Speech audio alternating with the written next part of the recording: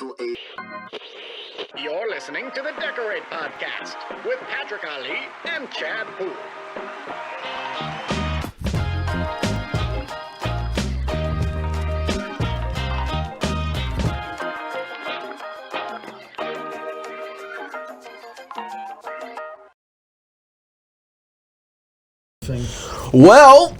Well, it's the Christmas, end of the Christmas countdown for Siser. Yes. It's week 7, finally. And this is our Christmas episode. You say finally like you're not a Christmas fan, or you just... Well, listen, I get excited about... dude, that leg lamp is so distracting.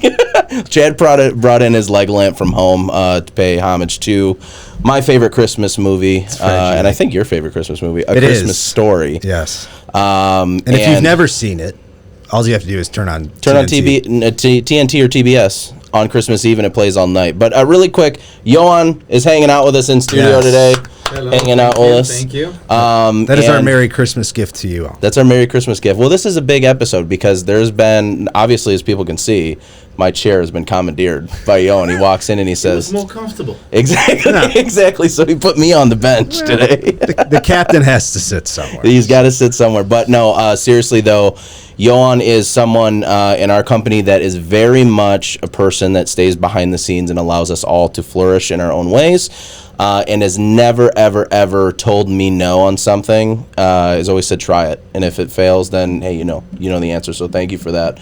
But what's going on? You just did the live with Joe. I know, that's twice in one day in front of a camera. That's a lot for me, guys. We got him. I mean, I'm just trying to show that I'm appreciative. I think to my team, I think everybody around has been doing such a great job. Mm-hmm. I bringing smiles on people, and I had to. Show the same spirit. So I'm in front of the camera, which is usually a no for me. So. Well, I think in this time, especially right now, it's kind of nice to see. Everybody gets to see like Joe and us and Lily and Maya and the folks that are normally in front of the camera, but it's kind of a nice ending, I think, to the year to have everybody, because something that will be dropping today, being that we pre-record these, but this will be dropping today too. We're doing a nice little thank you from the whole team. Yep. And watching just the rough cut edit of it was really, really cool to see customer service and see advertising distribution, all of the management team, and I think it shows people what we see every day and what we feel. And I think everybody here feels like we're family. And so it's kind of nice. It's kind of nice to make others feel like that. Well, you spend more time at work, so you might as well just get to enjoy everybody you're around. And I think we're really lucky. Yeah. I mean, when we look around, I'm really lucky to have the teams. I think everybody was chosen for very good reasons. They have to match as a teamwork. I mean, when we interview you, one of the number one thing was your team. Yeah. All the team sports you played, on how you handled, how you spoke about other people. Mm-hmm. That means a lot. Yeah. Yeah.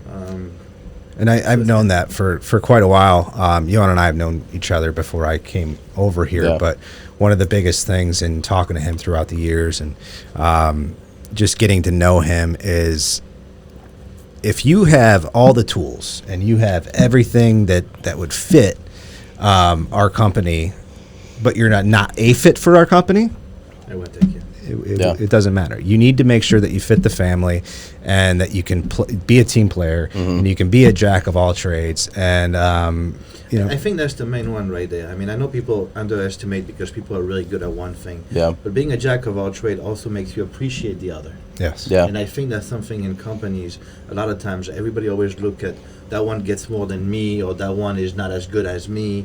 And I think we don't have that in here. Yeah. Right. I think everybody is generally happy of the group success. And I think... well, and I think that plays too with just sheer teamwork from people. When you are, you definitely can take on other roles and you can step into other people's territory when they may be gone or something, or there's a shift in the business. And I think that's what we saw too early this year, and I know it's the end of the year, but we're still harping on COVID and talking about it. But it's not over. When this first happened, I mean, I've never seen you more stressed out.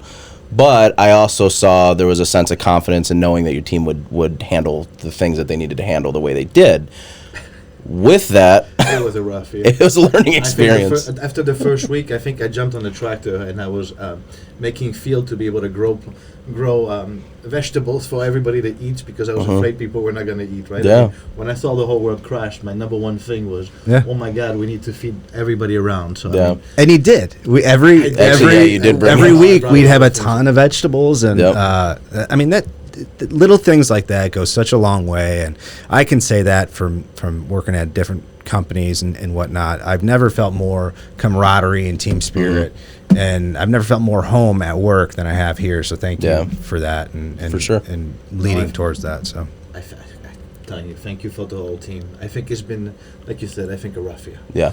A rough year, I think, to watch people suffering everywhere, to watch people, and I think the message when we regroup, I want to say early June when we came up with it, and I know everything was breaking down with the Black Lives Matter movement, the political stand, and everybody wanted us to take a stand on everything. Yeah. We kept getting bashed back, and the number one thing that we decided all as a team is, let's be positive. Positivity. You know, positive. I mean, we did the Summer of Positivity. Summer of Positivity. It came really quick, but it came because I've watched Joe during that time giving guitar lesson at nighttime, just trying to get kids. I've watched you come in and do amazing crafting videos, and Chad was getting all our printers back and running. God, he was filled with ink every single day. Yeah. It might have been a Smurf. People don't realize that we renovated our suite, but mainly that was so we could change the carpets because Chad got ink everywhere. That's it. But I mean, the good thing is, everybody really wanted to make a difference. I've watched my whole team in this 2020 being able to pick me up, being able to make me see that there was a lot of positive.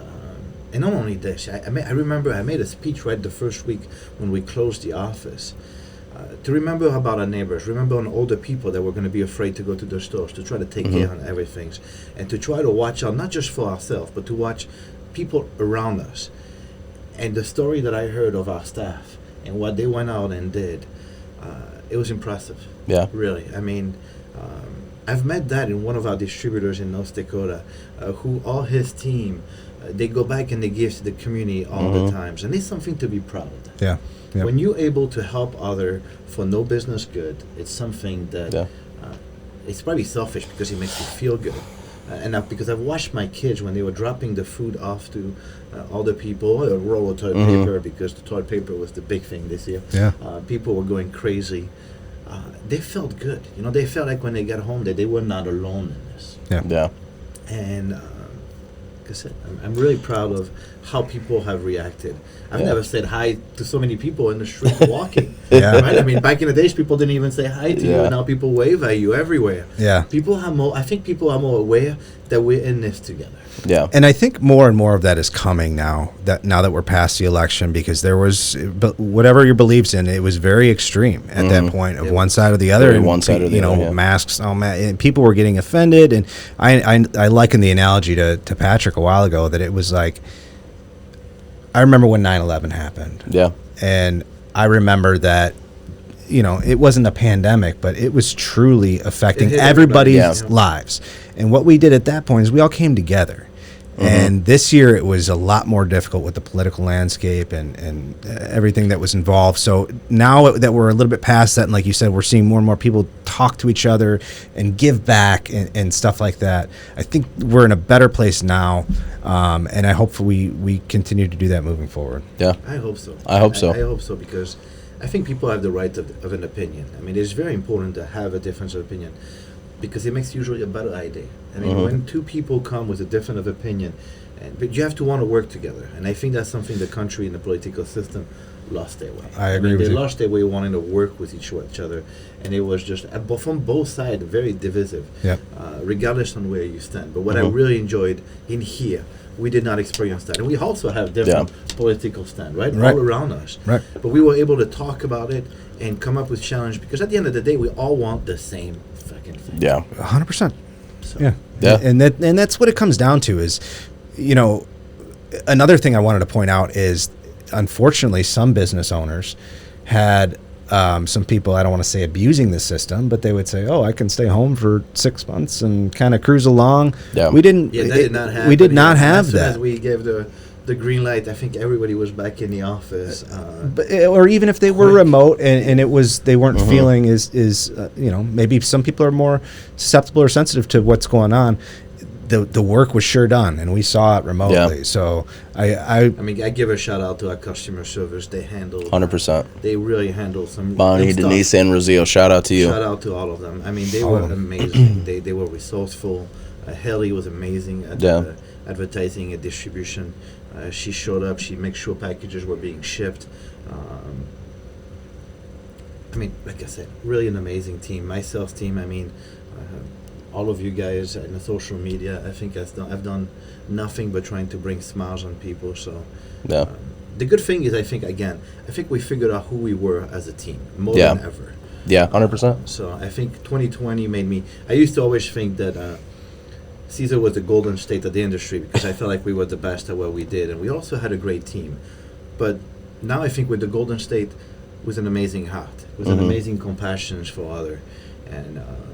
I mean, people even in the building that we are in just tells me all the times when I walk in the lunchroom where there's multiple different businesses in the building that we are in, and the lady says, "You have one of the most polite and friendly team," and that just tells me, wow, they're very respectful. And, it touches you. You know, when you hear good things about your teams, that they go out of their way to try to be good. Other, I think it's a good message. Well, you would know her name. What is her name? Sue. Shout out Sue and Theo. Yeah, she's fantastic. We should bring her on one time. We should bring Sue on. She would love it. Theo would love it too. But with that said, I heard 4 times this week from 4 different people that they were going down and ordering from Sue specifically. Specifically from Sue to support her. And we didn't have to do that. You could grab lunch. Typically, I bring lunch in, but if I go to get a soft drink or whatever, I'll go in there just to support her because. Well, they need help right now. The whole restaurant, the whole club. Well, in particular too, I know we joke about it on other podcasts and our episodes, and it's funny. I still have it at my desk, but after that particular episode, Yoann decided to give me a very nice gift to make sure that I knew that Dad was always watching. But the reason why I am bringing it up this early because I want to make you cry at some point. Too bad there's no alcohol in here. So go cut that shit. Cut that out. So, anyways, the reason why, though, seriously, that comment was made, and we talked about this a little bit after that, is that everybody in here, I feel. And what I've seen and the camaraderie and the relationship building has to come from a source. It's always influenced by someone. And I'll be honest with you, out of anybody in this office space, you influence positivity and team camaraderie more than anyone. And it allows other people then to feed off of that. And the ones that don't want to, can join are usually the ones that fizzle themselves out. And the people that feel that culture and understand that they're people, we all care. Like everybody here gives a shit about the business, right? And the brand. And the brand, yeah. And it's more or less the adage of don't just be the packaging, be the product. And we learned that from you. So, I mean, that's definitely a nice, I think, full circle of that conversation is just that's where we got it from. I agree. So I want to, go ahead. What I was saying is people that have been chosen here, I mean, we can even go to Brad, to Dave, to many people that are playing in management roles. They were chosen for, I mean, Brad, I picked him up on the beach volley court. I really say that. The guy was reaching out and always getting the balls, but he always made sure everybody was okay. He didn't care he cared more about passing the balls to everyone. We wanted to always get everybody involved. And I just looked at his characteristic and I said, do you want to come and cut samples? I need somebody to do all the sample in the sample department. And he had no idea about this business. He was coming, just graduated with an accounting. Doesn't say finance guy though. Finance guy. And you know what? He's like, hey, you know what? It'd be nice to work for a few months with you, and I'll help you out, and I'll learn the industry. And look at him now. He's our sales manager. Yeah. He's been nothing but great. He cares about the brand. He's a big part of growing the brand. So 2 questions on that. Uh-oh. So, and the reason I asked this is because I was just talking to Brett the other day about it. And this is good because he might pop in at some point. I hope he does. Yeah. And I hope he does with his uniform on because he had told me that he was playing fast pitch baseball at the time. Yeah. and he said that I would go to volleyball. That's where I met Yoann, and I would go in, I'd play volleyball, and I'd go change, and I'd come out with my full baseball uniform really to go back to baseball. Wow. To sit on the bench. And hey, he'll tell you. He did, but he said he got some playing time in, and but yeah, he had said that. But I want to ask you, because obviously teamwork is so important to us, and so important to you. Where do you think that comes from? Is it from playing team sports a lot? I know you mentioned doubles tennis taught you a lot. Is that, I mean... Well, I also coach tennis. I think coaching probably the team part of it. When you're a young kid, you're just competing. So I think I competed at a very high level when it came from tennis to skiing. My mom was amazing at skiing, so I mean she was in the Olympics. So I got the chance to walk a little bit behind her footstep. I didn't get as high as she did, but I went in the Junior Olympics when I was young in skiing. That was a catastrophe. We won't talk about that part. That's when you start seeing the different levels between athletes when you are really that good. Yeah. I mean, the elite from... There's definitely a gap. Like I would say, middle school, high school, college, there may be a slight gap, but once you get to that college, junior, or professional, there's just... That's an athlete. That's an athlete, yeah. Well, I've seen it already at 12 years old. So I was at 12 years old when I was in the Junior Olympics, and I've watched kids that were just that much better. Yeah. I mean, there was no matter how much... I could have gave it all my energy into Seemed natural, yeah. They just had it. Yeah. And it's magical to see it. And they also the dedication that they were capable of doing. So I've watched the highly competitive, and I've also watched.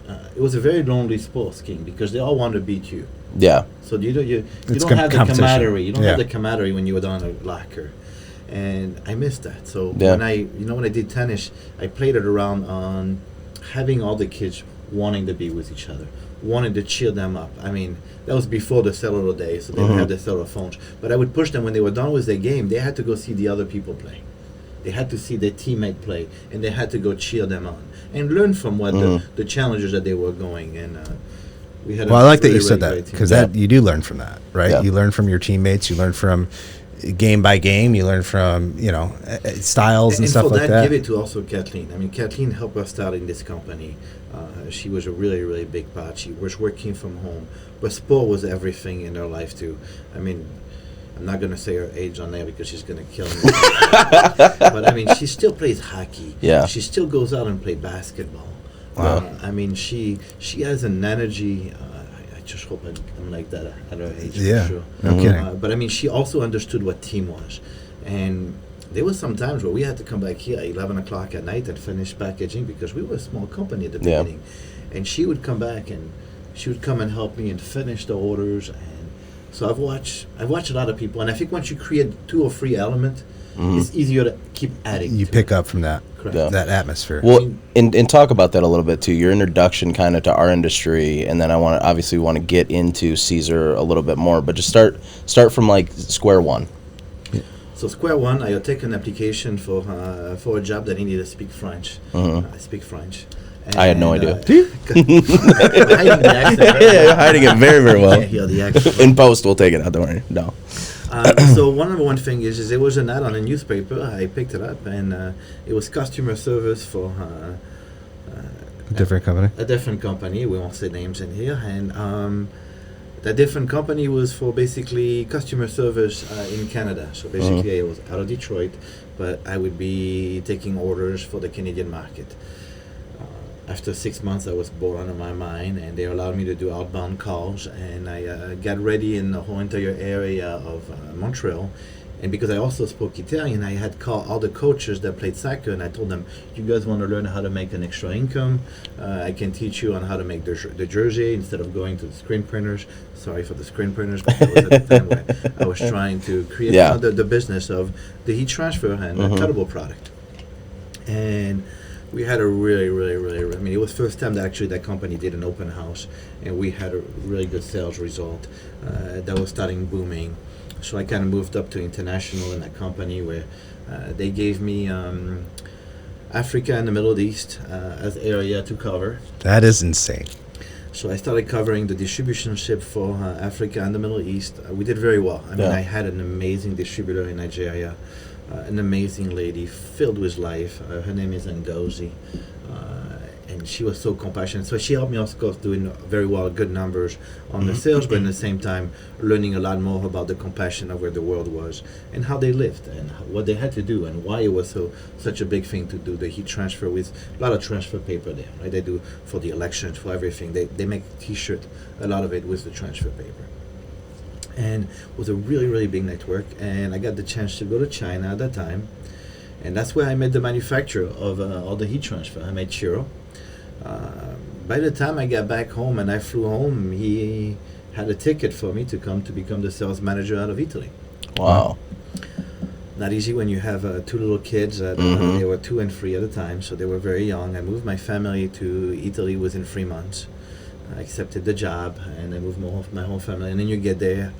They don't speak any Italian. You got to get going. You got to prove you can do the sales manager job out of Siser, Italy. And this is where I met an amazing team. I mean, at that time, I get to work with Anna that was there, Francesca that was there, and Sylvia was also there. And they were just nothing but an amazing team. They helped me work. They made me to the ground. And you have to understand, I will leave a distributor, potential distributors. I will make a call to them, and by the time I got to the hotel, the distributors that I just visited would have already a follow-up email, would have all the information that we talked to. So, I mean, they made me look good. They took care of the really back end. I mean, most people didn't know, and it's probably something you maybe don't want to share, but they actually had access to my email, so they actually emailed in my behalf. That's good. It's response time. Yeah. But that's also a great teammate, right? Because they don't get the recognition. I mean, I was getting the recognition for somebody else's work. But so that showed me the dedication of the team, that they were all ready to get in. And then after we added more components in Siser, Italy. And, I mean, give it to Chiro. Chiro is a huge mentor for me. You know, I mean, he gave me, he let me make mistakes the same way you tell me that I let people do it. But he told me, try it. Right. You know, the same thing. So I managed kind of the same way when it came to this. Yeah. Chiro was always really in the lesson. Yeah. You know, ideas, concept, marketing, whatever we did, and things were fun. I mean, we always make fun of the pizza box, but you know, I looked at Anna and I said, it'd be so nice if we had something, you know, like my father was an inside architect and he had all the textiles in one little suitcase. Yeah, briefcase. Yeah. And then she came up with the pizza box. You know? It was the whole team. So I mean, it's always been, I think, in us. I think it was already in the Siser Italy mentality to work in a team. So it's easy after to grab a culture and build it back up. Easy. I want to say with some work, but I think it was easier. I think because I already had knowledge on all those things that make it work. Well, and we've talked about this many times before, and I mean that's also a shout out to Chiro as well for instilling that in you. But even the concept of this podcast, you know, you came to me and you were like, "Listen, I don't listen to podcasts. I don't know much about them, but you know some of it, so figure it out." And you were very, very open in allowing me to, you know, and then eventually allowing us to build what people see now. And I mean, this is worlds of difference than just white walls and tables that we were sitting at. But that also that's where that comes from, is there's that opportunity of like, I might not be the guy for it, but I'll put the right people in place and let them own it. You always hire people that can do things you can't do. Yeah. I mean, that's the best way to get the best team. They got to be better than you can. You got to understand what they do. I mean, you have to understand the job of a person. You have to understand on how to motivate them. Yeah. But after that, they got to be better than you at what they're going to do, right? So, I would have never done the podcast. I mean, I'm probably going to hate my voice. And I hate the accent. You're not. You're going to love it. The weird part about having an accent is when I'm talking right now, I don't hear it. You don't notice it. You hear our accent. No, or do we? Hear any accent No, nothing? No. When I'm talking, I don't hear any accent at all. Really? I know that sounds weird. Like, you don't hear this? And I'm like, no. It's not there. It's not conscious. Not there at all. But you're saying when it's the camera, right? When I watch the video, I'm like, I sound really that stupid. No, you don't. You don't. No. So we were just talking about, and I had to segue off one of your answers there. We were talking about your transition from the Canadian market to Africa and where else? I'm sorry? Middle East. Middle East. So you had mentioned a woman's name. I forgot her name. Ngozi. How is that? How do you find, coming from, okay, I'm in customer service and I'm dealing with Canada. Now I'm in charge of sales in Africa and Middle East. How was that in finding the right people to talk to or the right outlets. And, I'm sure, not to age you by any means, but internet and Google wasn't a pop-up. You know what they started? I mean, trade show obviously was the number one thing, right? I mean, Yeah. you met people at trade show, you get lead, you follow up Sure. the cows, and then you just follow up the leads. Yeah. And then you start looking also on who does what, and search engines still at the time. Ask Jeeves. I'm not that old. Ask Jeeves, yeah. Ask Jeeves. Google was already there. Yeah. It was already starting. So, I mean, there was, a lot of different things that you could find. But talking. Yeah. I mean, talking to people, you find so much information. Calling people that were doing printing there and then asking them where they get their supply. How do you like their service? Yeah. Do you get good customer service? You always want to choosing a dealer is so important to choose the right one.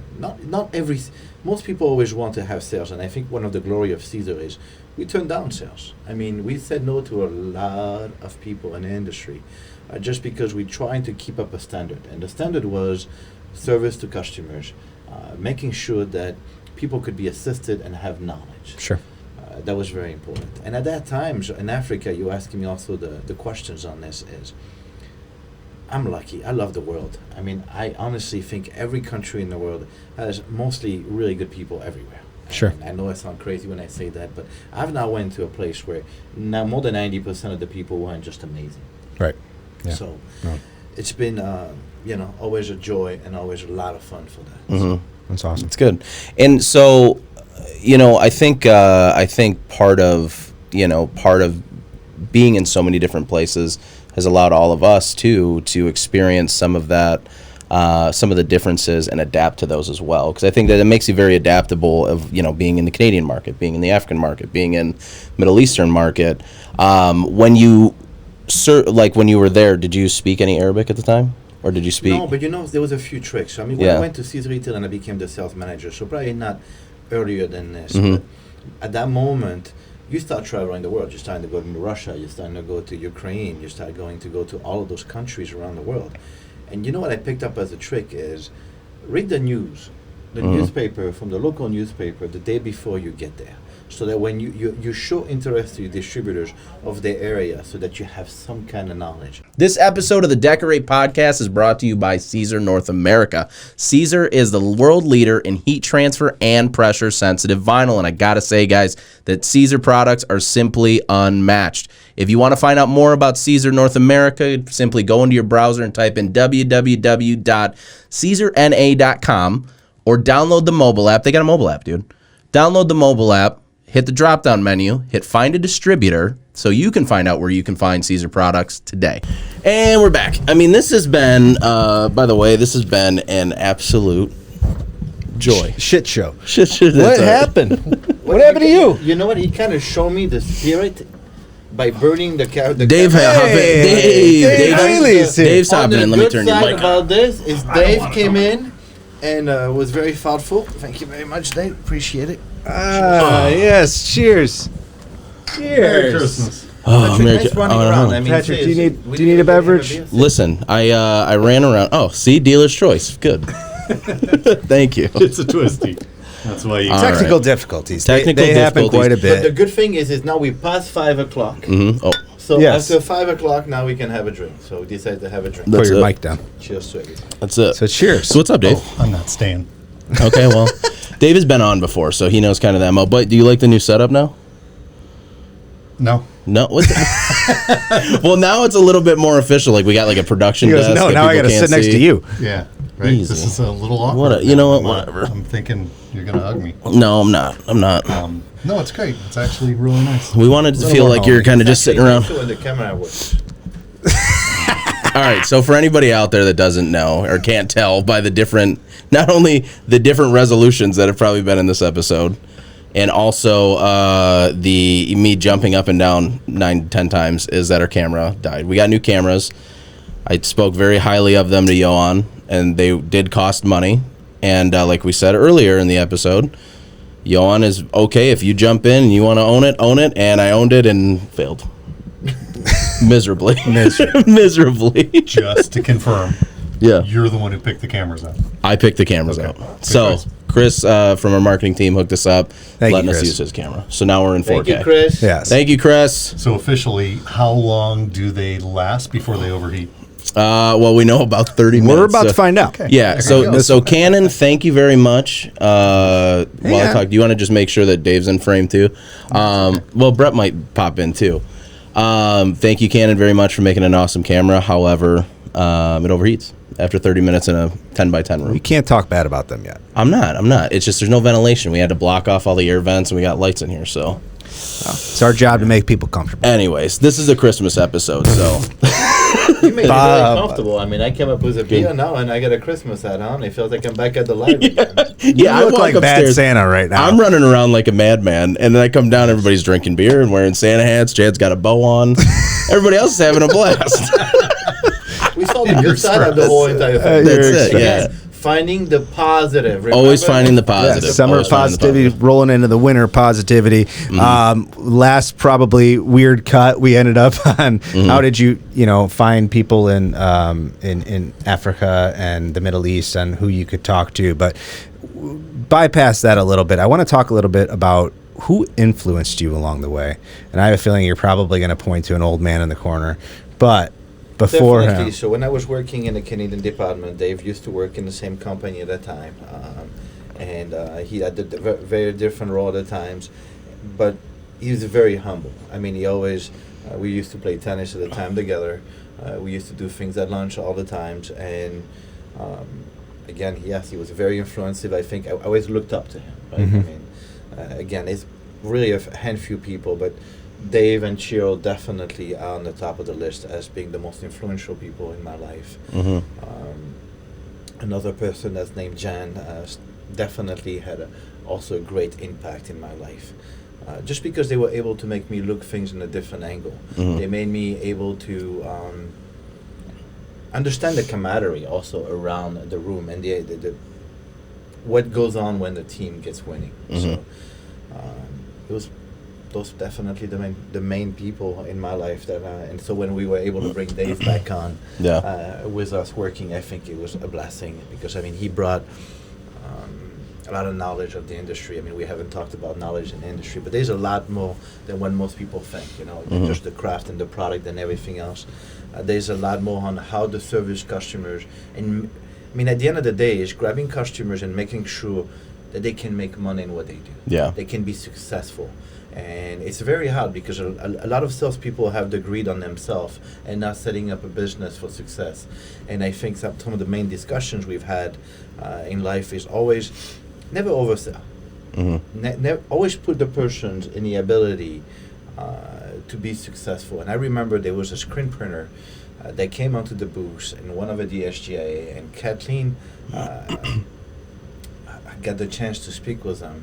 And when I met him back after a few months later, when I went around, he says, "You had an amazing team. You had the only person when he walked in, Kathleen says, 'What do you do?'" Didn't give him a sales speech on what he needed on things. He says, "I do screen printing," and she says, "Oh wow, screen printing is good. Did you know that you can cut the names and screen print the numbers? That would be your cheapest options right now to make name and numbers, which is a big business, obviously, the name and numbers side of it." And anyway, by the time I got there, the gentleman actually purchased 2 Roland from the distributors, print and cut machines, and we developed a whole lot better business. But he was very thankful that we didn't tell him to go get those equipment. We told him step by step where he could be more efficient. From the logo printing all the way, he decided to go right away to the top league onto the things, but because he had a much bigger business and he had the ability to grow. But we never gave him the wrong advice. Right. So. And do you ever feel, because this is something that I think I've thought about a lot lately, and Dave can talk about this too, is that, I feel like our product, we get kind of pigeonholed sometimes into that craft world specifically. And I think a lot of the reason why is our product is very user-friendly. It's very simplistic to use, and we don't necessarily, we do tailor. Obviously, we're in big retail stores, but I've noticed, and that's how I started, using our product, was I was a crafter. Do you ever feel like sometimes getting put in that box, like, not dilutes the business, but can almost have a negative impact? Well, I think it's more on the social media. Yeah. Right? So, the social media, I think, is way more into the craft world. The craft world is an amazing world, even for the decorator, because the reality is they push limit to the product. they're so creative on things of what they can do that I think it made us better. Yeah. I mean, it made us. I think it brought the professionalism in our company even at a higher level. The fun things people always ask me, how did you get into the craft market? Mm-hmm. I was actually in Utah doing an open house, and I was teaching, and actually he's one of our distributors, so I'll just give him his name so that I don't want to give shout out to any company per any say, but a name Carl came to me, and he asked me, can you home iron this? And I look at him and I said, well, I'm not supposed to recommend it because that's not how the application is in the industry, and that was 10 years ago, 11 years ago. But I home iron everything at home, and I never had a problem. So I do that for my kids all the time. Sure. I mean, you remember we all did it at home, right? I mean, all of us. Sure. We didn't carry the heat press because back in the days they didn't have a small heat press. It was a big 16 by 20. Yeah, it's heavy. They were heavy to carry. So, and I told him, and then the next thing I know, he's calling me and he says, I want to start the business into the craft, and give Carl and his wife, definitely, because his wife put him in the business. They're really an amazing couple. They brought really, and I mean, I want to say that they're the beginning of it. I mean, they understood what Silhouette before. They carry heat transfer into the craft market before Silhouette and Cricut even carried themselves into it. Really? Oh. So if I had to give it the pioneers, I don't want to take the idea, but definitely they led us into that area. Which, ironically enough, that is the first distributors that I met. We went out to lunch with them one day. Yes. When they just happened to be in town. That was the very first people I met. So talk about full circle for me, I guess. So I wanted to ask you. We're gonna backtrack a little bit, but you were in Siser, Italy. Yeah. You were doing the sales management thing over there. What brought you to Siser North America? And how did that start? I just want to talk about the early days because it's a bad story right now. Well, I don't mean just the brains running. It doesn't missed really me. happen anything. He missed. My wife wanted to go back home, and my kids were here in Michigan. And Chiro looked at me and says, "Go home, go with your family." They didn't want to stay in Italy, so we decided to bring it back. And at the time, Siser North America just kind of started, but it was run very different way. And I got the chance to take over the Siser North America. Kathleen was already in the team, and Denise was in the team, and they were amazing. I mean, I came in, and they were very easy to work with. They enjoyed, I think, some of the knowledge that I brought in, and they had their own knowledge. And so three people to start, or it was 3 people. Wow. Wow, and look where we're at now. It's we definitely had a lot of fun. Yeah, it's interesting. What's one of the biggest changes that you think you've seen since the inception of Siser, aside from product and content? But what is one of the bigger assets You know what? now? 10 years ago, there was something funny that happened. Cuttable product, our Easy Weed, was actually starting to lower in sales. Cuttable were going away. I mean, people were going to print and cut. So the craft market, I think, brought a whole lot more life back into the cuttable, and actually showed that you could do things way outside of the box. So one of the things that changed is the trend that was almost going to go to a different route, I think brought it back into route of the cuttable product being way more powerful because of the Silhouette and because of the Cricut and because of the GCC cutters that they had out there. So it's been, the industry basically is led with the technology, right? 10 years ago, I was told that we would never do anything because it'll be everything direct to garments, and the whole business was going to die.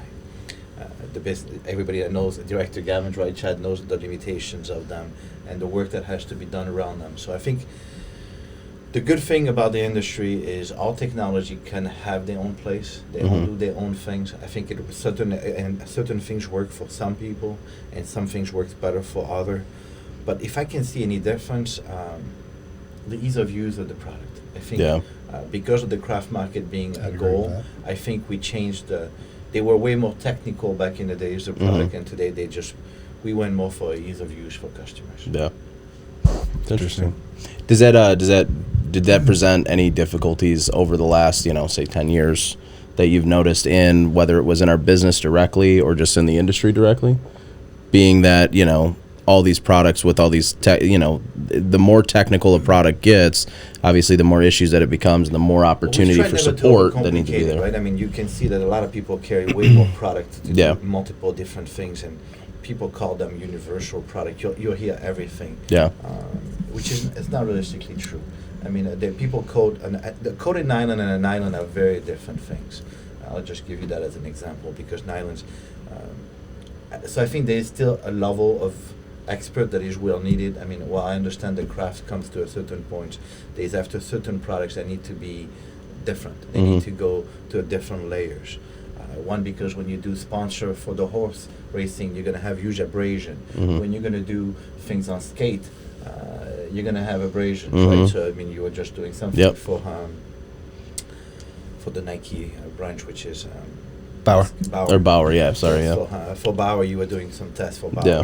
So you see some of those things are still customers of ours that we have. Most people don't know that. They see us in Michaels and they see us in the craft world. Yeah. I mean, that's where we're born, right? We're born into supplying things for the team sport and for the industry of personalizations. Yeah. Which is great when you can grab one technology and adapt it to a different business. Well, and that's also why I talked about, being kind of pigeonholed into just being a craft product, right? Is that until I got here, or until I really dove into this industry, I didn't realize, that, whether it's a Nike shirt or a Bauer skate or whatever, that product potentially is your product, that's on it. And then so that then gets the gears spinning of like all the things that you see across the world. Just even for us, we all travel so much. Well, not so much now, but hopefully soon again we all travel. Just something as simple as an adhesive sign or a resin sign that's a bathroom sign in a place that comes from somewhere like us. Comes from somewhere that manufactures that product, and it's weird to be on this side and then looking out. Then you feel like you're labeled. You feel like you're labeled as a craft product, I guess. I don't think so, because I mean, maybe because I come from a different ride, but I probably understand what people see that way, but probably because I live a different world, I don't think I am, but maybe people see it that way. But it's very dangerous when you go to a stadium because you want to touch every garbage to see what they're made of. Yeah. And people want to punch you sometimes. It's not allowed in parks anymore. Hey, what's on your shirt? What's it smell like? Yeah. But it's interesting. You hit 2 points that I think were really critical and accurate. Number one, it's the perception created by social media. Yeah. Because it is so powerful, it reaches so many people so quickly. That is what a lot of people perceive Siser to be. But our foundation, the roots, the history of the company is centered around sports and apparel decorating of all kinds. And I think that's really a really interesting point that a lot of people don't know. Because they only know us from coming in like you did through the craft world. Yeah. And then the other thing, when you're talking about all the other technologies, it's also true that none of those went away. Embroidery still exists, screen printing still exists, and the new ones, DTG, still going, but they all have their place, and a lot of times it's a preference of the person who's creating the decorating and doing that, or the person who's buying it, and it's what they want and what they favor on their shirt. And then a lot of times it has to do with the artwork, and it all starts there. Sure. And what each process is able to do. And I think there's limitations too, right? So you look at DTG, you're not going to do, you typically can't really do large runs and hold that machine up, right? So if you have a cut-only product and you've got multiple cutters, you can keep firing away at jobs. You never have to turn anything down. So there's certain technologies, I think, that apply for certain types of decoration, but I think with cut-only vinyl, you really can't miss it. The beautiful thing about what we do is when you even go to your kids and you go see when they're playing, and now you see the fan wear, the way it developed, right? Because a lot of the crafters, that's what they do. They do a lot of fan wear. And what I found amazing is our product gives you the ability to belong to something, so to be part of something, but in the same time to be yourself. So it enables you to be in a group, being a fan of your grandchild, of your things, and cheering for them and having ways, but in your own style. Yeah. And that, I think, to me, because you can do a 1 and you can do 10 of the same, but most people don't like to be the same. People like to be different. I used to always say, why do people have so many tattoos, so many piercings, so many things? People, different glasses, different hats, different things on, etc. And and I think it's because people want to be different. We don't want to look alike, right? I think we want to belong in the place. We want to fit in. Sure. But at the same time, we want to stand out. You want to have your own uniqueness. Right into what I call that personalization world. Yeah. Because now you go to China, you go anywhere around the world. You go in Africa, people wear the same jeans you do, the same shirt you do. We all look alike, so no matter what. So I think finding ways to express yourself are important. Yeah. That might be, we might end up cooking up a slogan in this room right now. Yoann is thinking about coming out with maybe a slogan for our company. Which is what? Year. Well, we don't know yet. We're getting inspiration. Oh. Something in here we'll pull out. At least somebody's getting inspiration. Just kidding. I'm getting inspiration on new cameras, that's for damn sure. Was probably that 30-minute break we had from the camera incident. Yeah, you missed it all. Actually, the camera missed it all. We had so many slogans by the time you came back down. I just forgot them. Yeah, had enough time to go to the store. That's true. Oh, geez, Louise. So I want to talk to you guys about, and this is completely kind of off topic, but and forgive me, Patrick, but for Dave and Yoann, personal question, how were you guys able to adapt to what we deem the craft market, or what is primarily our business model, versus coming from what we all came from more of a larger format cutter, larger volume sports dealers, stuff like that. How did you guys adapt to that? Because that's something I'm still learning, really. The fun. Yeah. I mean, that market is just fun. That market is inspiring. It's the amount of people that we can help, that we can do different things for, that it goes to all the way from even charities and things like this. It's just the market is just involved in such a way that it's a blessing to be part of it. I think the number one thing that we all do, you've not seen a manager that did not go on the floor, talk to the end customers in the company. Sure.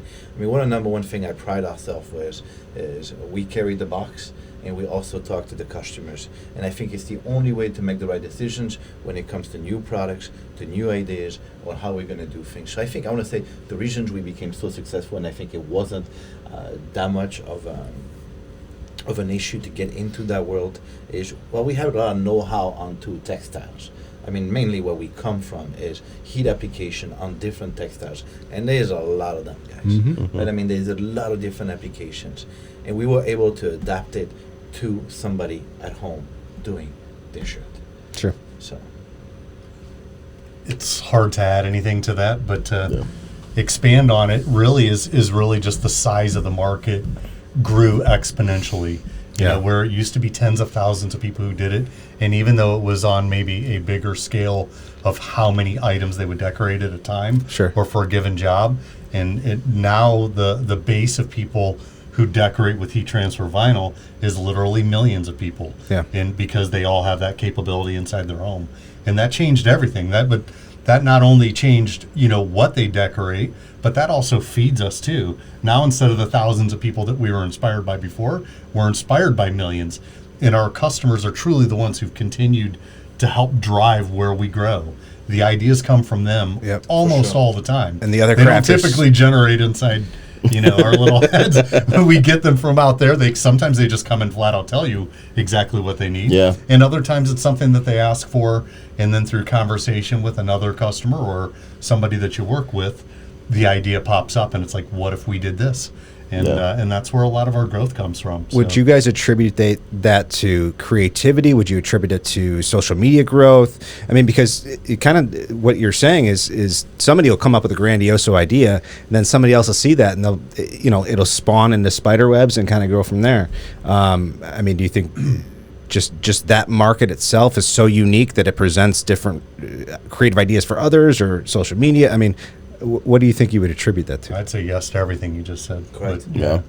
And it comes with challenges too, right? There's challenges on servicing the customers and making sure that you have the education for them in place. But I was one person, in school. If the teacher was boring, I couldn't learn. But if teachers made it fun, so I think what Joe and Keith and everybody in the marketing department, they were able to give instructions and while making it fun to watch. Yeah. Giving people a good time. Yeah. We all want to have fun. Yeah. Right? At the end of the day, life is supposed to be fun. Yep. And guys, we're lucky.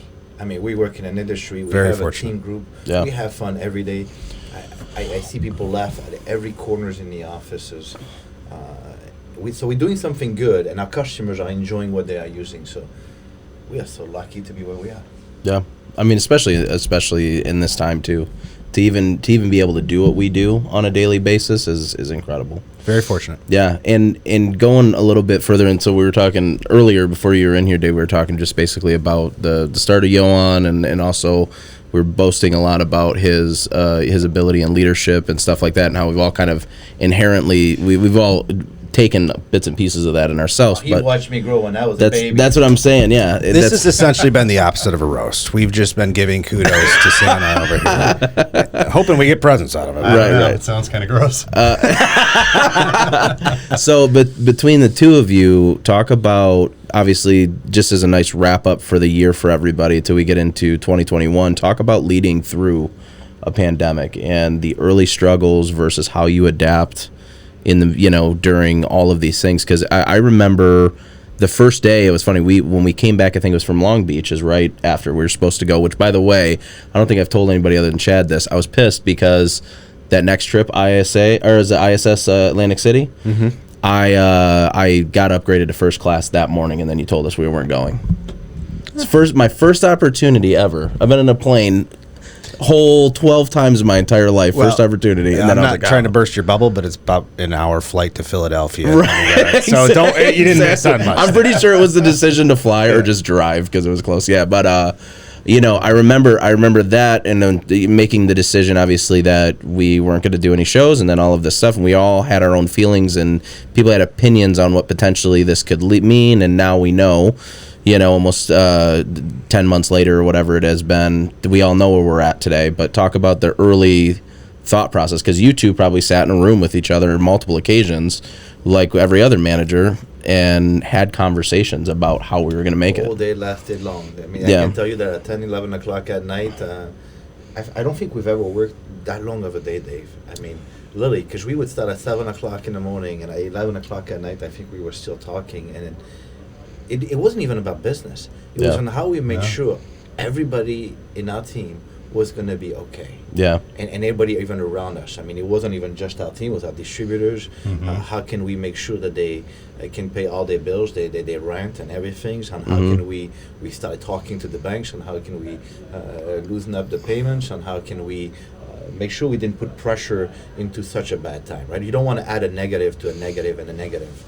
And how can we bring a positive and show our partners we're there for them? Some heavy negotiating, some scares. I mean, we took chances that probably most company would have not taken it. But my dad was building a small businesses. He came from a small businesses, and I know the glory of having a small businesses. So I think it became.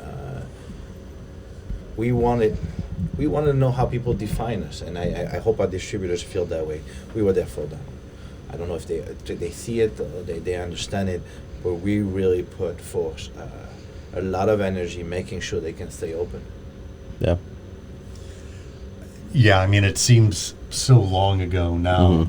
And, So we actually weren't meeting together in person then. Right. Because there was so much uncertainty of what tomorrow was going to bring. We didn't know how anything was going to play out. So a lot of it was trying to apply some logic, some common sense to a really chaotic situation that you didn't really know. So much and uncertainty. We questioned each other. We questioned almost everything, trying to make sure we made the right decisions. Yeah. Without that certainty. Yeah. So I mean, it was a pretty heavy time. It was extremely emotional and draining, and more for Yoann than anyone else. Yeah. Because of the passion and the heart he has, not just for the business, but for the people. And you can single out the team here, but it goes way deeper than that, because he genuinely, and I think that's why we all carry that same feeling and emotion and pride, is because we care for our customers, we care for the suppliers that we work with, and everybody, because it goes pretty deep. Yeah. So not to get sappy or anything like that, I'll play off of your first class story. So just so you don't think you missed too much. One of my very first times being upgraded to first class, I'm flying home from Vegas. right? Yeah. And so I'm excited, and it was more than an hour flight. And so I got upgraded that morning, and I'm thinking, cool, I get free breakfast on the plane because that's pretty solid. In the back, you get like a half a bag of peanuts, and that's all you get. Yeah. So we take off. The flight attendants, preparing the cart, getting ready to serve first class, and there's like real plates and real silverware and things that I wasn't used to, being fancy and all. So anyhow, then one of the low class people, like that was me before from coach, comes up and wants to use the restroom up front, and I can see him pleading with the flight attendant. Yeah. I just need to go in. I need to go to and she's like pointing back, like, kind of forcefully saying, right, you go to the back and you go use that restroom. So this goes on for what seems like, 3 or 4 minutes. And I can see this guy. He's intense, and he really wants to get in the bathroom. And next thing you know, he throws up all over the breakfast. Oh, no. So I'm in first class, but now they can't serve you breakfast because the guy puked all over. And what killed me is like a half hour later, I see the guy joking with his buddies in back. He was just drunk and still, trying to eliminate what he had done the night before. So anyway, first class in, all that cool. That's awesome. All right, well, that's that good. sums up 2020. Right, that's pretty much it. There, we're doing. Well, Joe said it best. Joe said it best. January, February, quarantine, 2020. That's it. Quarantine, December. I think there's a lot to take out of this year. Yeah. I think there's a lot of good things in there. I know we can talk about all the negative that 2020 brings, but I was to concentrate on the positive. We've seen, realistically, some amazing people come out. Yeah. I always use Mark Cuban as one of an example, as of a leader that I really expressed a lot of. I mean, wasn't crazy about the Mavs, wasn't crazy about him as a person in past, but when I watched him, the way he handled himself during the COVID, he's a proud owner. I mean, he took care of all his employees. He made sure everybody was okay, and he's always trying to make sure people are okay. He took care of his ex-employee, Delonte West. He picked him up off the street. I mean, so, yes. Giving Those back. kind of people are amazing, and I hope that we do the same thing. We really helped a lot of people. We received a lot of letters of people suffering. We sent a lot of different things for people to try to help them up and change their day. What would you like to say to our customers, our dealers, everybody else within the industry to close out the new year? Well, I want to thank everybody. I really, really formally, I'm very thankful to have such a great group of customers, and from the distributors all the way to the end users. We're very, very thankful. And I would tell everybody, remember to be kind to all. I mean, we live in a world today that it will only work if humans be humans, and I think that's a very important thing. So if I have a message, if I can give anybody an advice, be kind to other. You don't know what they go through. Don't judge. Awesome. Ending statement. Patrick, you want to? I'll wrap it up. Yeah. So if you want to reach out to us here on the Decor8 podcast, that is DECOR, the number 8 podcast on all social media, Instagram, Facebook, everywhere. You can find us at www.caesarna.com/podcast for all of our content. And then also reach out to us at the Decor8 podcast at caesarna.com. Get some inquiries for the new year. I think we need some good, new bad, segments. or indifferent. Yeah. Good, bad, or indifferent. But other than that, I've said it on multiple occasions, on multiple lives that I've done this holiday season, going into the new year. Be a kind person, be a better person, take care of someone that you otherwise wouldn't have taken care of, call somebody that you wouldn't have called, and make sure that they're okay. We all need it. We love you guys, and that's a wrap for Merry 2020. Christmas, everybody. Merry Christmas. 2020's done. We're out. We're out.